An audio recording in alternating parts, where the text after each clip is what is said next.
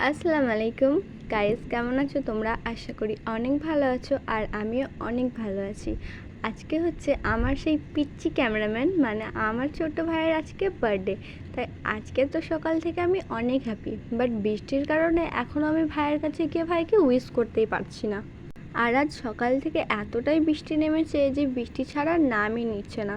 কিন্তু কি করব, বৃষ্টি না ছাড়লেও আমাকে ভাইকে গিয়ে উইশ করতে হবে। তাই আমিও উঠে পড়লাম এই বৃষ্টির মধ্যে ভিজে ভিজে ভাইকে উইশ করতে যাওয়ার জন্য। রান্নাঘর থেকে বেরিয়ে হাঁটা ধরলাম আমি ভাইদের বাড়ির উদ্দেশ্যে। এই রাস্তাটা এতটাই স্লিপ যে আমি তো পুরো ভয়ে ভয়ে যাচ্ছিলাম, এক্ষুনি না ভাইকে উইশ করতে গিয়ে ধপাস করে পড়ে যাই। দরজাটা খুলতে গিয়ে দেখছি দরজাটাও চাই আজকে আমি বৃষ্টিতে ভিজি। আমি যেতেই ভাই আমার কোলে চলে এলো আর ভাইকে আমি হ্যাপি বার্থডে বলে উইশও করে দিলাম। আর আমার কাকা আমাকে দেখতে পেলেই খালি বলে পাকা চুল বেছে দে। তারপর কাকা উঠে চলে গেছিলো বাজারে, আর বাজার নিয়ে এসে আমাকে তো ডাকতে শুরু করে দিয়েছে। তারপর আমি বাজারগুলো নিয়ে ঘরে গেলাম। ঘরে গিয়ে তো দেখছি কাকি আর দাদি দুজনে মিলে এক গাদা সবজি কাটতে বসে পড়েছে, কারণ আজকে যেহেতু আমার ভাইয়ের বার্থডে তাই আজকে আমাদের পাড়ার সব বাচ্চাগুলোকে কাকি আর নিমন্ত্রণা করেছে। তাই সব বাচ্চাগুলোই আজকে কাকিদের বাড়িতেই খাওয়া দাওয়া করবে। সব রান্না করতে করতে অনেকটাই বেলা হয়ে গেছিলো, তাই বাচ্চাগুলোকেও কিছু টিফিন খাওয়ার জন্য দিয়ে দিল। ওরা সবাই খাচ্ছিল আর অনেক হাসাহাসি করছিল। তারপর আমরা বসে পড়েছিলাম মুভি দেখার জন্য। মোবাইল নিয়ে আমরা সবাই মিলে ভূতের মুভি দেখছিলাম। আর আমার বুনি এক গাদা বাতাবি নিয়ে বসে পড়েছে বাতাবি মাখা বানানোর জন্য। আমাদের তো বাতাবিগুলো দেখে প্রচণ্ড লোভ লাগছিল, কখন যে বুনি ছাড়িয়ে বানাবে সেটাই খালি চিন্তা করছিলাম। বাতাবি মাখানো দেখতে দেখতে দেখছি কাকা আমাকে ডাকছে, কারণ কাকা নিয়ে এসছে ভাইয়ের জন্য একটা সাইকেল আর এত সুন্দর একটা ড্রেস। এটা হচ্ছে আমার ভাইয়ের জন্য, আজ সন্ধ্যেবেলা ভাই এটাই পরবে। আর বার্থডে বয়কে গোসল করানোর দায়িত্বটা আমার ঘাড়েই পড়েছে, কারণ ও আমার কাছে ছাড়া নাকি কারোর কাছে গোসল করবে না। আজকে যেহেতু অনেকটা বৃষ্টি পড়ছিল তাই ও ঠান্ডায় পুরো কাঁপতে লেগে গেছিলো। তারপর ও গোসল করে আমরা ওর জন্য খাবার বাড়ছিলাম। আমার অনেকটা শখ ছিল আমার ভাইকে এত সুন্দর করে জন্মদিনে আমি থালা সাজিয়ে আমার ভাইকে খাওয়াবো, তাই সেই প্রস্তুতি নিয়েই বসে পড়েছি। একটা একটা করে জিনিস নিয়ে আমি আর আমার কাকি দুজন মিলে বসে বসে সাজাচ্ছিলাম।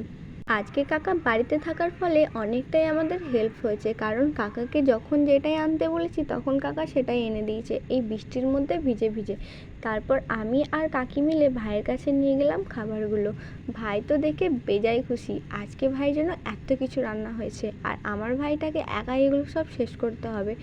আমি এখানে ভাইয়ের কাছে থালাটা সাজাচ্ছিলাম আর আমার কাকি একটা একটা করে এনে আমাকে সব কিছুতে হেল্প করছিল। ভাই তো এগুলো দেখে বেশ খুশি হয়েছে, ও আজকে নিজেকে রাজা রাজা ভাব নিচ্ছে। আমাকে বলছে, আপা এগুলো সব তুমি আমার জন্য বানিয়েছো? আমি বললাম হ্যাঁ, এই সব আইটেম তোর জন্য করা হয়েছে।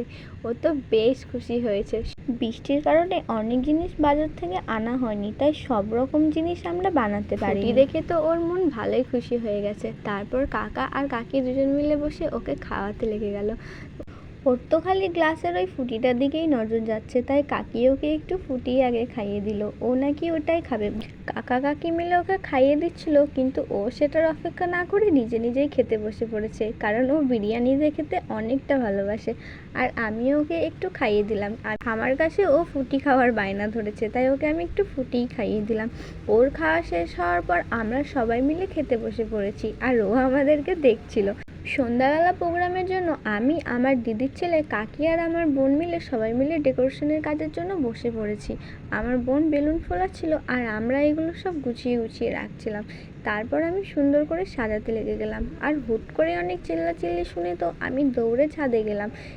বুঝতেই পারছি কেউ না কেউ ঝামেলা লেগেছে, আর ঝামেলা দেখতে তো আমাদের সববারই ভালো লাগে। ছাদে এসে দেখছি কাকি এসে অলরেডি শুনতে লেগে গেছে, আর কাকির সাথে সাথ দিয়ে আমি আর আমার বোনি দুজনেই চলে এলাম। তারপর আমরা দাঁড়িয়ে দাঁড়িয়ে এখানে ঝগড়ার মজা নিচ্ছিলাম। তারপর সন্ধে হয়ে যাওয়াতে আমি আমার ভাইটাকে সুন্দর করে রেডি করে দিচ্ছিলাম। আর রেডি করতে করতে তো ওর অনেক কথা, গল্পের ঝুড়ি নিয়ে বসে পড়েছে আমার ভাইটা। इतनी खुशियां पाए जितने तेरे सर पे बार है, दुआ रब से तू जिए हजारों साल। इतनी खुशियां पाए जितने तेरे सर पे बार, तू जान हमारी है सबको प्यारी तू।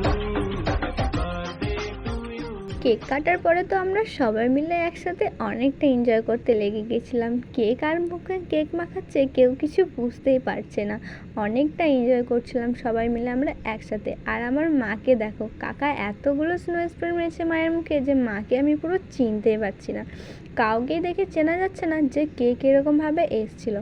তারপর সব কিছু মিটে যাওয়ার পর আমরা সবাই মিলে গুছিয়ে গাছিয়ে একসাথে নিচে চলে আসলাম। নিচে গিয়েই তো দেখছি বাচ্চাগুলো আবার শোরগোল শুরু করে দিয়েছে। আর আজকে আমি এই লাল টুকটুকে শাড়িটা পরেছিলাম, আমাকে কেমন লাগছে অবশ্যই কমেন্ট করে জানাবে। ভিডিওটা ভালো লাগলে অবশ্যই লাইক করবে।